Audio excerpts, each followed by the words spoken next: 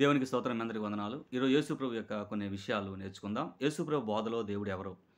దేవుడు ఎవరు అనే ఆలోచన చేస్తే యేసుప్రభు వారు చెప్తా ఉన్నారు. దేవుడు ఆత్మ గనుక ఆయన ఆరాధించువారు ఆత్మతో, సత్యముతో ఆరాధన చేయాలి అని యేసుప్రభు వారు చెప్పి ఉన్నారు. యోహాను సువార్త 4వ అధ్యాయం 24వ వచనంలో. కనుక ఈ దేవుడే పరిశుద్ధాత్మ అని అర్థం. ఈ పరిశుద్ధాత్మ దేవుడు కనుక, ఈ పరిశుద్ధాత్మ దేవుడు భూమి మీదకి ఎలాగ అవతరించాడు? ఏ మానవుడు ఎప్పుడు దేవుడిని చూచి ఉండలేడు, చూచినవాడు బతికి ఉండలేడు. మరి ఆత్మదేవుడిని ఎలా చూడగలుగుతాం? ఎలా? యేసులో చూడగలగాలి. ఇప్పుడు యేసుని ఎలా చూడగలుగుతాం? యేసు ఎలా ఉంటాడు అనేది ప్రశ్న. ఎక్కడుంటాడు అనేదే ప్రశ్న. ఇప్పుడు యేసు ప్రభువారు చాలా జాగ్రత్తగా వినండి. యేసు ప్రభువారు కన్యమరియ గర్భంలో పరిశుద్ధాత్మ వలన కన్యమరియ గర్భం ధరించింది. దేవుని యొక్క పరిశుద్ధాత్మ చేత మరియ గర్భం ధరించింది. గర్భం ధరించినప్పుడు వాళ్ళ భర్త యోసేపు ఆమెను విడిచిపెడదామని ఆలోచన కలిగి ఉంటాడు. అప్పుడు ప్రభువు దూత యోసేపునకు ప్రత్యక్షమై ఎలా మాట్లాడుతుందో చూడండి. అతడు ఈ సంగతుల గురించి ఆలోచించుండగా, ఇదిగో ప్రభువు దూత స్వప్నమందు అతనికి ప్రత్యక్షమై, దావీదు కుమారుడైన యోసేపు, నీ భార్య అయిన మరియను చేర్చుకొనుటకు భయపడకము. ఆమె గర్భము ధరించినది పరిశుద్ధాత్మ వలన కలిగినది. ఆమె ఒక కుమారుని కనును. తన ప్రజలను వారి పాపముల నుండి ఆయనే రక్షించును గనుక ఆయనకు యేసు అని పేరు పెట్టుదువనెను. హల్లెలూయా! చూసారండి?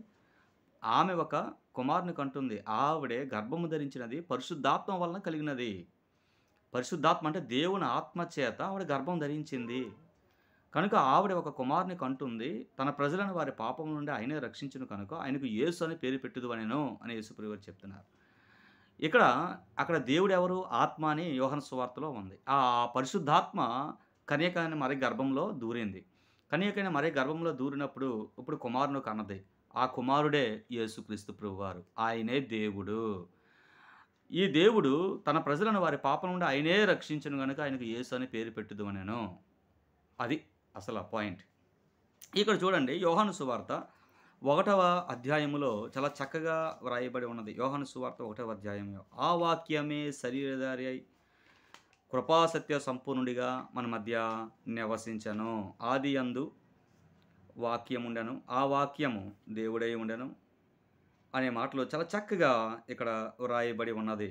యోహాను సువార్త 1వ అధ్యాయంలో ఈ రీతిగా చాలా చక్కటైన మాటలు నేను చదివి వినిపిస్తున్నాను. మీరందరూ జాగ్రత్తగా ఉండండి. దేవుడు ఎవరు అనే విషయాలు చాలా నేర్చుకోవాలి. చాలామంది దేవుణ్ణి చూడలేమంటున్నారు. యేసులోనే దేవుణ్ణి చూడాలి, యేసులోనే భగవంతుణ్ణి తెలుసుకోవాలి అనేదే సత్యం. కనుక జాగ్రత్తగా వినండి. ఆదియందు వాక్యముండెను, వాక్యము దేవుని యొద్ద ఉండెను, వాక్యము దేవుడై ఉండెను. ఆయన ఆదియందు దేవుని యొద్ద ఉండెను. సమస్తము ఆయన మూలముగా కలిగెను. కలిగినదేదియు ఆయన లేకుండా కలుగలేదు. ఆయనలో జీవం ఉండెను, ఆ జీవము మనుషులకు వెలుగై ఉండెను. అది చూసారండి? ఆదియందు వాక్యముండెను, వాక్యము దేవుని యొద్ద ఉండెను, వాక్యము దేవుడై ఉండెను. అది యేసుప్రభువు వారు చెప్పిన మాట.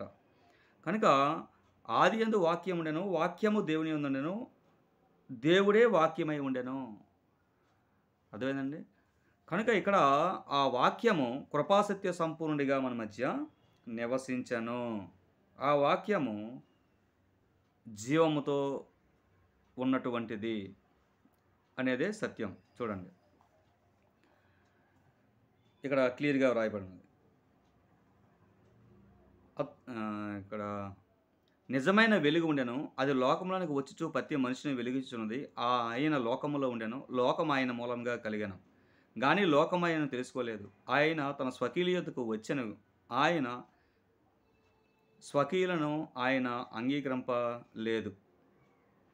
తన్ను ఎందరు అంగీకరించిరో వారందరికీ, అనగా తన నామమునందు విశ్వాసం ఉంచిన వారందరికీ దేవుని పిల్లలవుటకు ఆయన అధికారం అనుగ్రహించిన.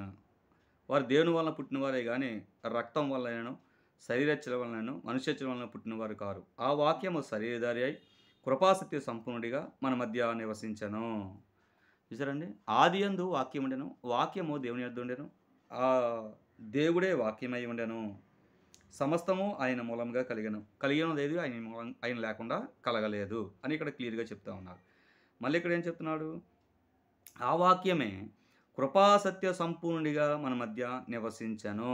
చూసారండి? ఆ వాక్యము శరీరధారి అయి కృపాసత్య సంపూర్ణిగా మన మధ్య నివసించెను. చూసారండి? వాక్యము దేవుడై ఉండెను. దేవుడే వాక్యమై ఉండెను. ఆ వాక్యము మనుషులకు వెలుగై ఉండెను. సమస్తము ఆయన మూలంగా కలిగెను. కలిగినదేదో ఆయన లేకుండా కలగలేదు. ఆయన మన మధ్యన నివసించెను. ఆయన ఆ వాక్యమై ఆ దేవుడు మన మధ్య నివసించెను. అదే చెప్తా ఉన్నాడు. ఆయన కృపాసత్య సంపూర్ణుడిగా మన మధ్య నివసించెను. హల్లెలూయా! మన మధ్య నివసించెను. ఆ వాక్యమై దేవుడు. ఆ దేవుడే కృపాసత్య సంపూర్ణుడిగా మన మధ్య నివసించెను. యోహాను సువార్త 1వ అధ్యాయము 14వ వచనం. కనుక మనము ఇప్పుడు దేవుడు ఎవరు? యేసు ప్రభువారు. యేసు ప్రభువారు ఆత్మ దేవుడు. అంటే దేవుని యొక్క ఆత్మ బీజం నుంచి వచ్చిన దేవుడు ఆత్మ దేవుడు. అందుకని ఆయన కుమారుడిగా తండ్రి అయిన దేవుడు చెప్తా ఉన్నాడు. దేవుడే ఒక మనిషి రూపంలో భూమి మీదకి అవతరిస్తున్నాడు అని అర్థం.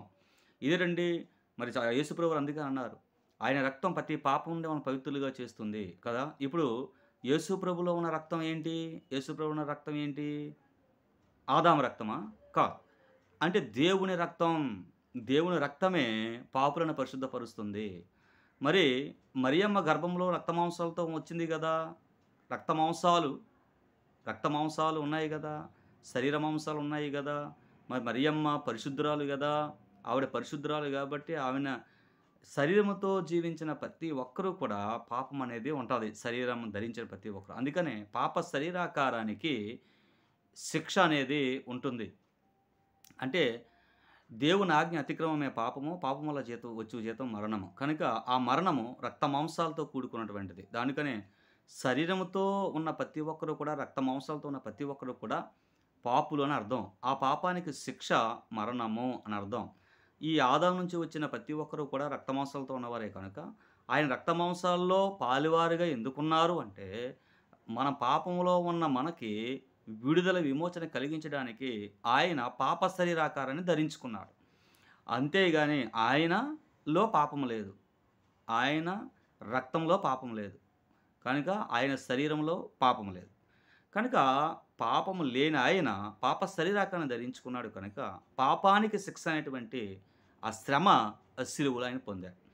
కనుక సర్వ మానవాళి పాపాలు కూడా ఆయన సిలువలో మోసుకున్నాడు. కనుక ఆ పాప శరీర ఆకారానికి సిలువ శిక్ష అనేది రావడం జరిగింది. కనుక యేసు ప్రభువారు చెప్తున్న మాట ఏంటయ్యా అంటే సర్వలోక పాపాలు మోసుకొని పోవు దేవుని గొర్రెపిల్ల. ఇప్పుడు పాపాలన్నీ కూడా సర్వలోక పాపాలన్నీ కూడా సిలువలో యేసయ్య తన శరీరం మీద మోస్తా ఉన్నాడు. అందుకనే ఆయన ఏ పాపము లేనప్పటికీ కూడా పరిశుద్ధంగా ఉండే దేవుడు. అందుకనే ఆయన పాప శరీరాకారాన్ని ఎందుకు ధరించుకున్నాడంటే పాపులను రక్షించడానికి, పాపులకు ఒక తోవ చూపించడానికి, జీవమార్గం చూపించడానికి. నరుల్లో నరులుగా పుడితేనే మనుషులు వింటారని దేవుని యొక్క ప్రణాళిక.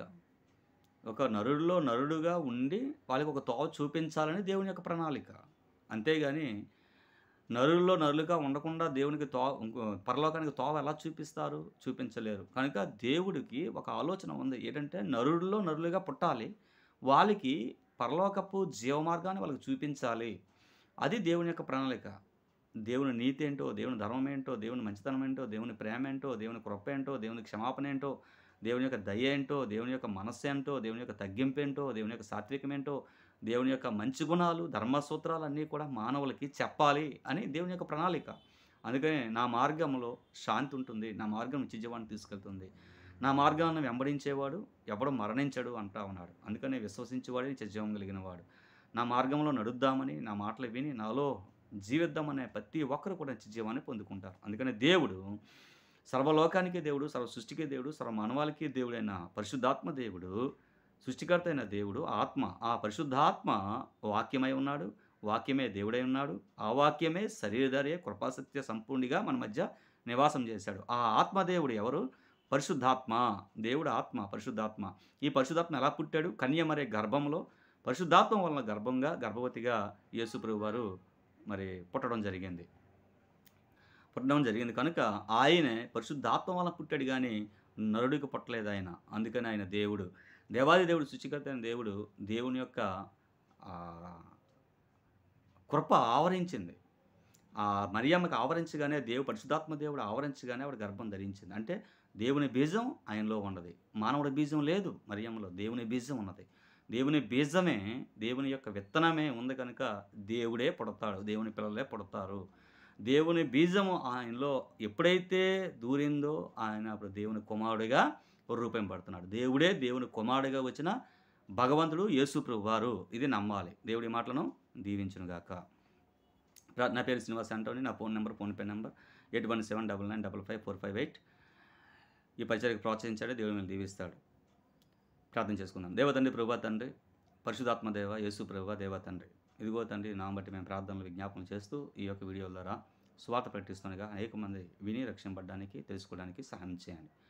దేవా తండ్రి, అందరం రక్షించి అందరినీ కాపాడి అందరిని దీవించమని యేసు నామమున ప్రార్థిస్తున్నాను తండ్రి. Thank you.